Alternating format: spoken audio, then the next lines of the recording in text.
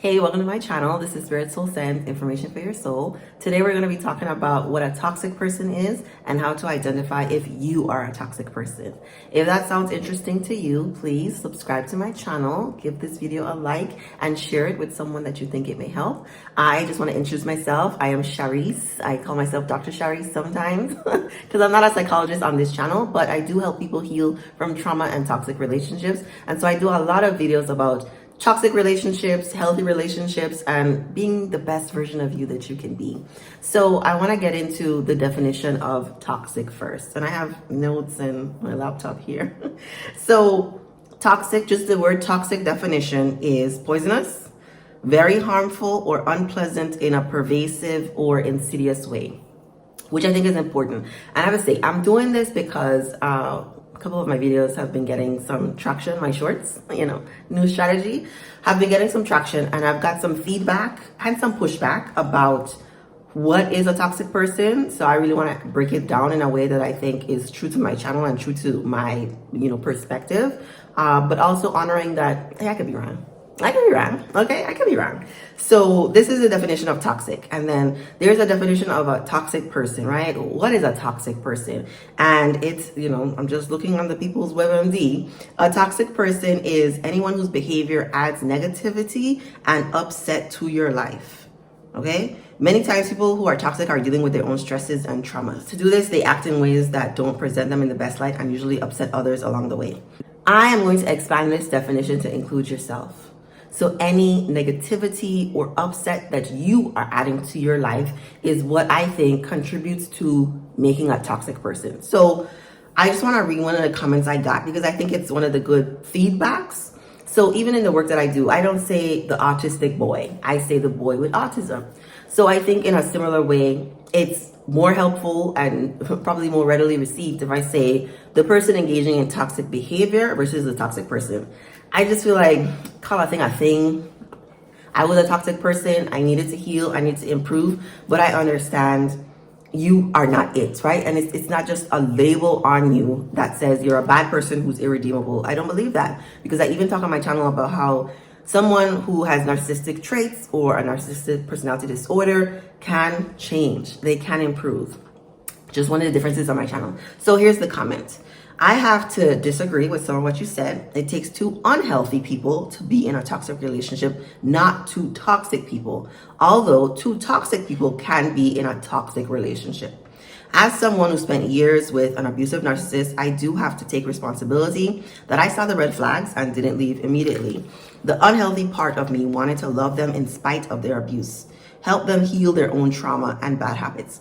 I also take responsibility for leaving when I woke up and realized they weren't going to change or try to heal. I wouldn't regard myself as toxic. I may be unhealthy and needing to learn to love myself. Sure. Needing to learn to make and enforce boundaries. Sure.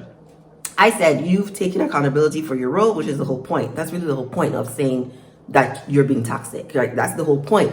I want you to think maybe I need to do things differently, because always looking outside yourself and viewing yourself as the victim, all these things are happening to you, means that you're not going to do anything about it, right? Things are going to continue being the same. Toxic and unhealthy are synonyms to me, and they are. Toxic and unhealthy are synonyms to me. So I feel like the comments I get kind of prove my point. So saying I didn't have boundaries and I saw the red flags and I ignored them, that is the toxic part of the person. I think you're just doing it to yourself. You are being toxic to yourself. And so maybe when people hear toxic, because lots of people are triggered by this word toxic, triggered, left essays.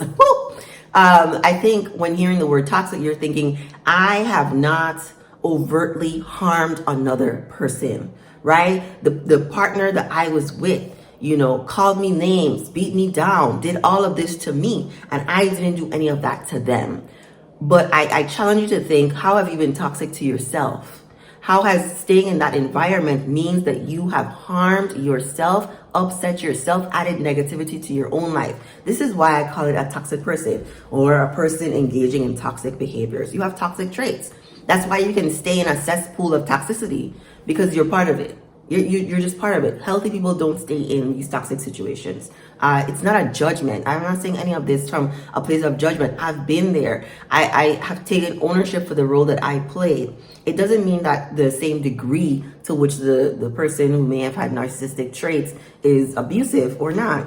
I also think we focus a whole ton on narcissistic abuse. On YouTube, it's like prevalent. I think I'm gonna do a video on borderline traits, because that is also pretty prevalent. I think in the people you meet in real life, they might be more borderline than narcissistic, but that's, a different topic. There are so many personality disorders, and all of them are toxic. There's a personality disorder called dependent personality disorder. It's called a disorder because it's disordered, because people are not functioning to their optimal level, because there's so much negativity and upset in their life. Do you understand what I'm saying? So even the person who cannot do anything because they need people to do everything with them or for them is toxic. It's toxic.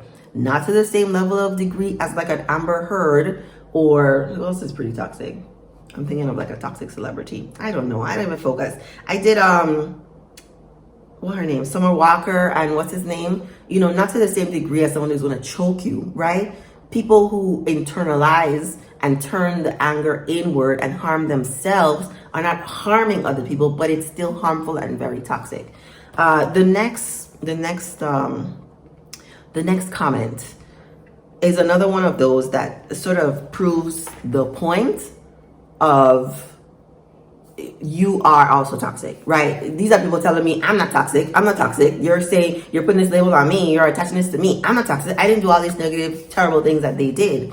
But I want you to ask yourself, are there ways in which you harm yourself? Are there ways in which you are not being your true, authentic self? Are there ways in which you dishonor yourself? Are there ways in which you let other people disrespect you, use you, manipulate you?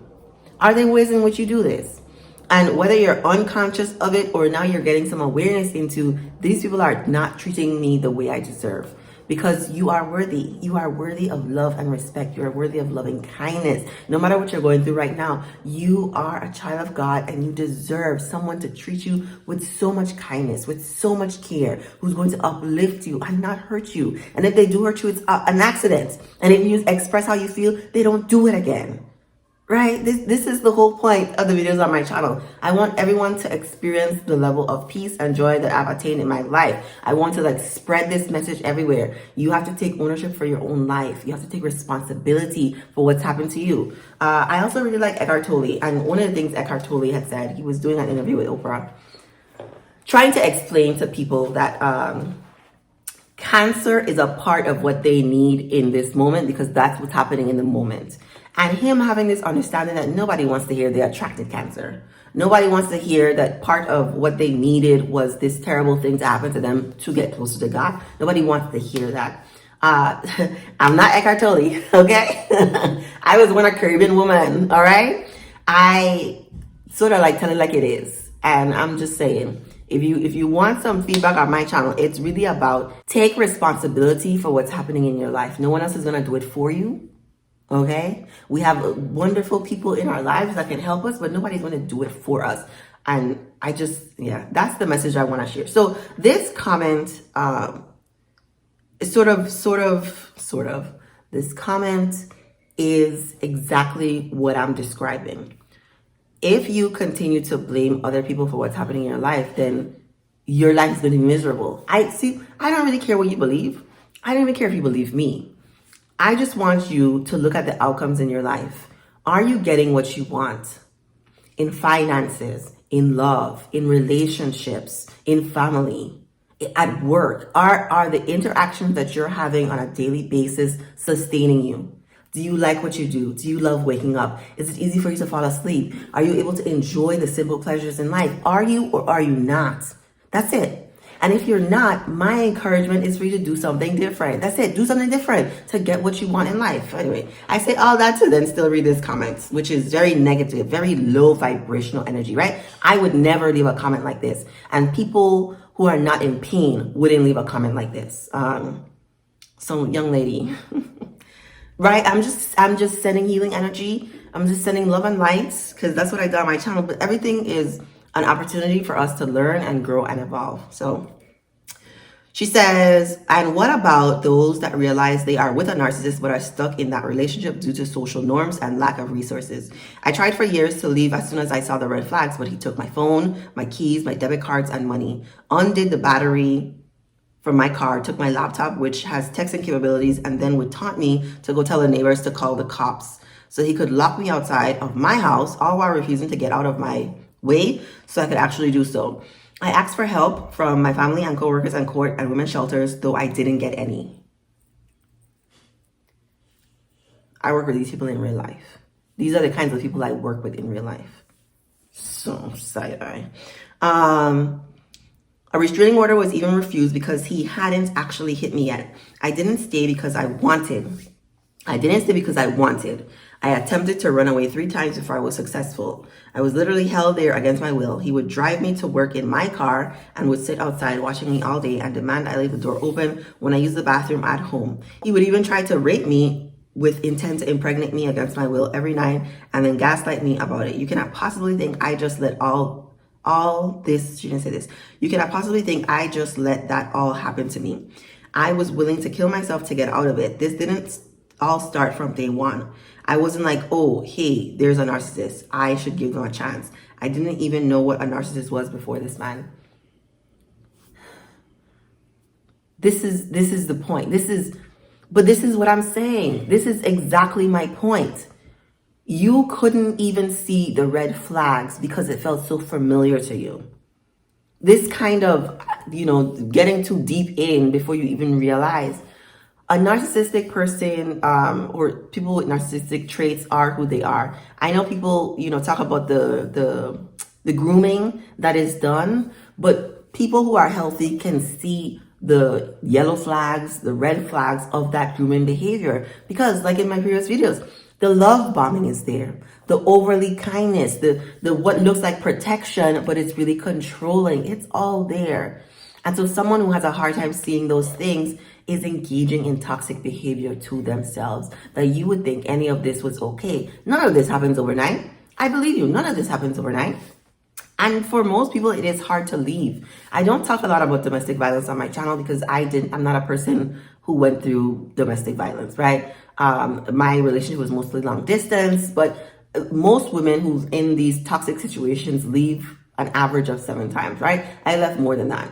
I was back and forth, confused. I felt empty. He made me feel whole. I wanted the reassurance. I wanted somebody who had seen me at my worst and still wanted me, still accepted me for who I was. But I want you to understand that to be in a relationship like this, you definitely have some healing work that needs to be done, which is my point.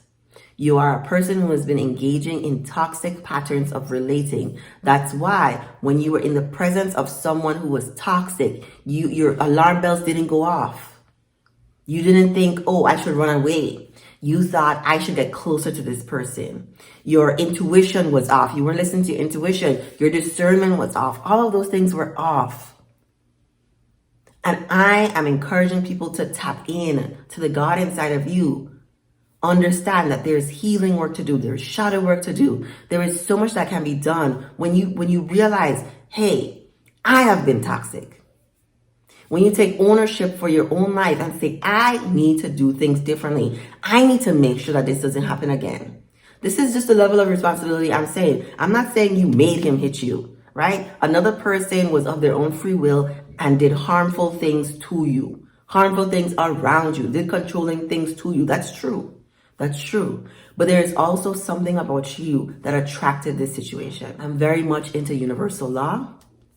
It always applies. I'm very much into law of attraction. It never lies. That's all I'm saying. Change is going to start and end with you. Yes, we have people in our lives who can help us, but we have to take the ownership, the responsibility, that step to get healing. You can do that by watching more videos on my channel. You can do that by hiring a therapist. I only see people for spiritual life coaching if you follow me through my YouTube. I don't see you for therapy. Psychotherapy is, I don't know, it's a different world, a different realm. So I don't see anyone for psychotherapy where I use evidence-based practices for treatments.